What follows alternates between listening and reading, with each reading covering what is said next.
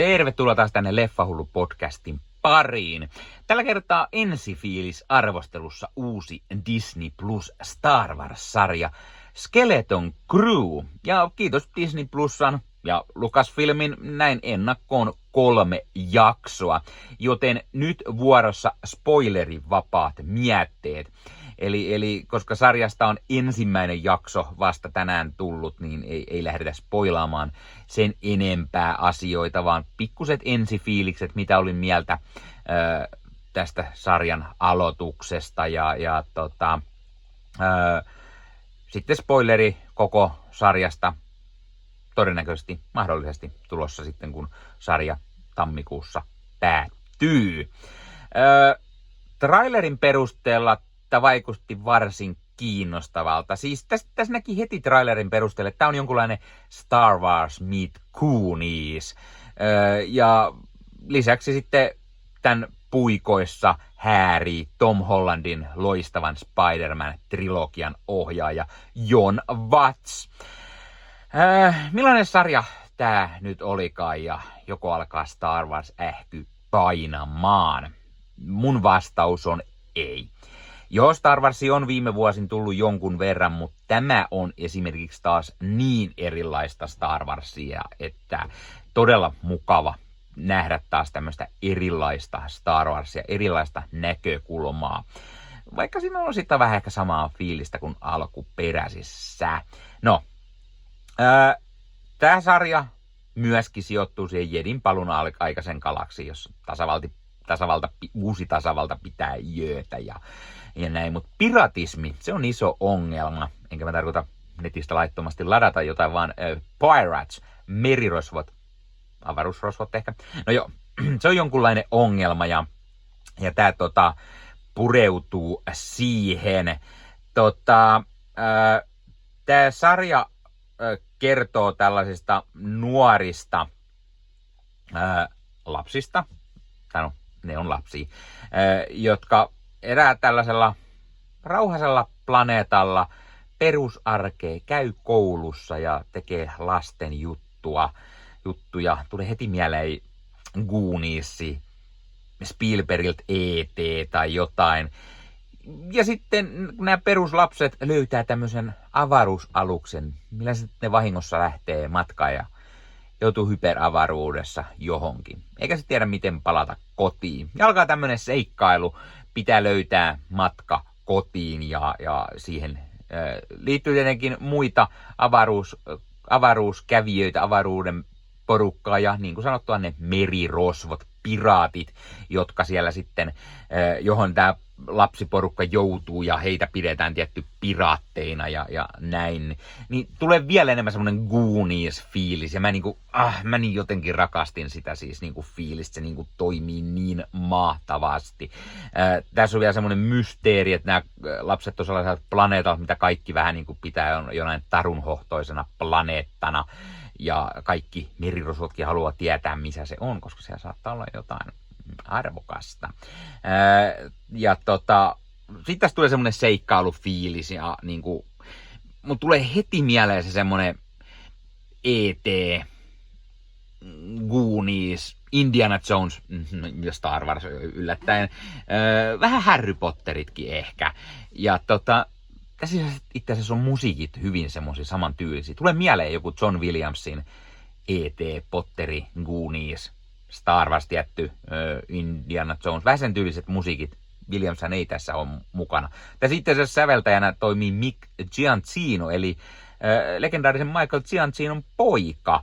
Ja Mick Giacchino on onnistunut tekemään tosi hyvät musiikit tähän Star Warsiin. Ja se niinku, hän kertoi jossain haastattelussa, että halusi, että se pääteema kuulostaa siltä, miltä tuntuu, kun on lapsi ja tuijottaa kaksoisaurinkoa ja tietää, että siellä odottaa seikkailu. Taattua Star Warsia siis. Mutta tosiaan tässä nämä lapset, Wim, Neil, Fern ja KP,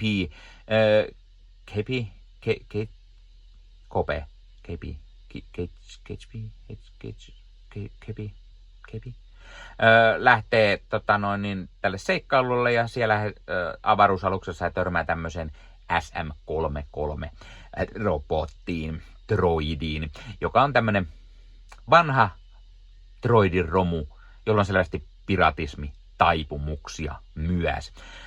Toimii varsin hyvin. Ja sitten he törmää tällaiseen mystiseen Jude Lawn näyttelemään hahmoon, joka on ilmeisesti jediritari sitten. Mut sitten vähän kuitenkin semmonen ei niin jedimäinen, vähän tämmönen scoundrel. Tulee vähän mieleen Han Solo tai Star-Lord tai Firefly, Mal Reynolds. Vähän tämmönen sääntöjä ehkä rikkova tai tämmönen hiukan tekee vähän eri tavalla. Toimii varsin hyvin tää Jude Lawn hahmo. Ja muutenkin mä tykkään, nämä lapsetkin toimii varsin hyvin. Ja heistä tulee mieleen just tämmönen Goonies, just tämmönen lapsiporukka, tai toi Stand By Me tai joku vastaava. Ja hauskaa, että yksi näistä tietenkin on tämmönen avaruusolio myös, koska Star Warsissa on paljon näitä olioita mukana, niin myös näistä lapsiporukasta yksi on sellainen, ja ketään ei edes huomioi sitä millään tavalla. Se on sitä peruskauraa. Ja tosiaan se SM-33 droidi toimii varsin mainiosti. Nick Frost on ääninäyttelemässä. Nick Frost on kyllä loistava ja sopii tosi hyvin tähän droidiin. Tää on ehkä yksi parhaita droidihahmoja, mitä löytyy Star Warsseista. Tää on tosi hyvä ja jotenkin muutenkin siis mä niin rakastin tätä niinku sarjaa, tätä avausta ainakin, tää ekat 3 jaksoa. Se kertoo, siinä tulee mukaan semmoista ihanaa seikkailuleffojen fiilistä, sekoitus, niin kuin mä sanoin, Star Warsi, E.T., Gooniesi, vähän Indiana Jonesia, Harry Potteria, ehkä joku keskeneräisten tarujen, mikä se on? Päättymättömät tarinat? Eikä keskeneräisten tarujen. No joo, päättymättömät tarinat. Tai joku semmoinen vastaava, vanha joku legendaarinen seikkailu tai fantasia, leffa, kasari, toimii tosi hyvin. Muutenkin tässä on tosi paljon semmoista niinku kasarifiilistä. Nämä lapset asuu sellaisella planeetalla, mikä muistuttaa kasarilähiöä, mutta avaruustvistillä, Star Wars-tvistillä, toimii niinku tosi hyvin. Ja sitten nämä kaikki lapset on vähän niinku perus sellaisia, ne on vähän niinku merirosvahahmoja, vaikka ne on siis semmoisia ne on valmiina niinku seikkailemassa ja olemaan vähän niinku kovempia ja tietävää vähän niinku kaikkia. Ja yksi fanittaa jedejä ja vaikka en ole ikinä nähnyt sellaisia, mutta ne tietää semmoisia tarinoja jedestä ja näin, niin toimii tosi hyvin. Ja sitten se Star Wars-maailma siihen niinku päälle, niin ai että, toimii mun mielestä tosi hyvin. Jon Watts ja Christopher Ford, joka siis on itse asiassa käsikirjoittanut Jon Wattsin Spider-Man Homecoming-leffan. He on molemmat onnistunut luomaan kyllä todella mahtavan Star Wars-sarjan. Ja toivottavasti molemmat tekee vielä lisää tähän maailmaan jotain. Tämä on tosi hyvä ja tämä on tosi erilaista verrattuna muihin Star Warseihin. Mutta just semmoista ihanan tuoretta twistiä, mikä niinku toimii tosi hyvin. Jon Watts on ohjannut tämän ekan jakson ja ilmeisesti myös viimeisen jakson. Siis mä en keksi oikeasti mitään valitettavaa tästä näiden 3 jakson perusteella. Siis mä tykkäsin tästä niin paljon, että mä annan tälle ihan 10/10 arvosanan. Siis mun mielestä oli tosi hyvä aloitus ja mä odotan innolla, että mä näen ne loputkin jaksot. Siis mä haluan tietää, miten tämä toimii kokonaan. Katsotaan, pysyykö tämä 10/10 vai tuleeko vähän jotain moitittavaa vai ei. Tämmöiset oli lyhyet ytimekkäät ensifiilikset.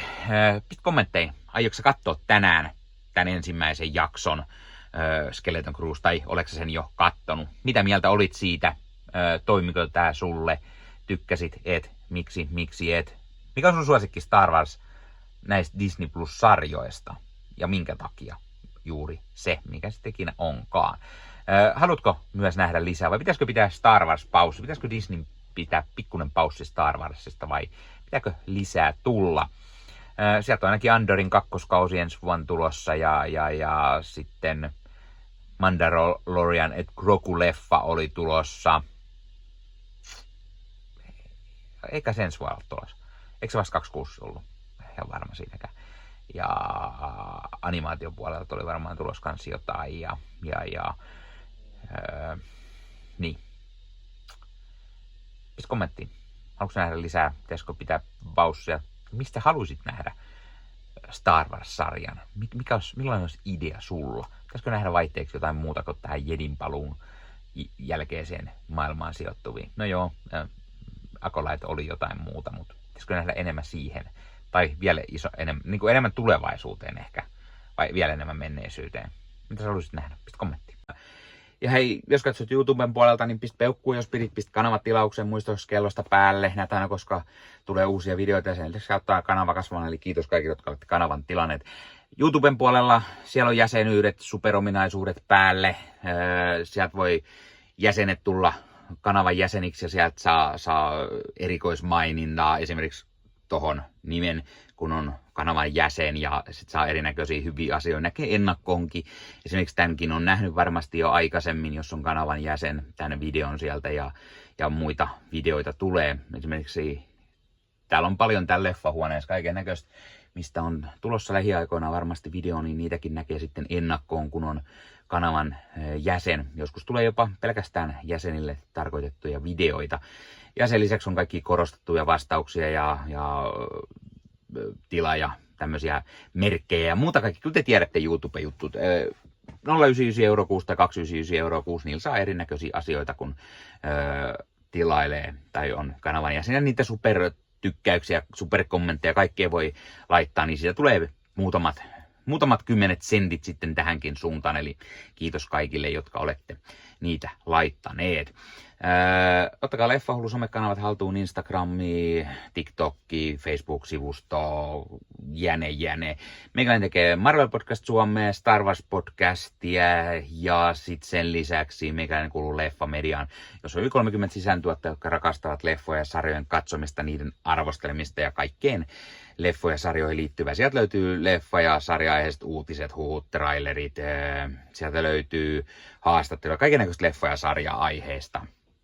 Ja jos taas haluat ostaa fyysisiä leffoja, niin suomikassu.fi verkkokaupasta voi käydä ostamassa itselleen 4K DVDtä, Blu-raytä. Siellä kun käyttää koodia Leffahullu saa 5 € alennusta, kun ostaa yli 60 €. Mikäs se mukavampaa? Pikkualennus, ostaa leffat ja sarjaiset fyysinä hyllyyn, koska koskaan ei voi tietää, koska kun suoratoistopalvelu lähtee muokkaamaan leffoja, poistamaan niitä valikoimastaan.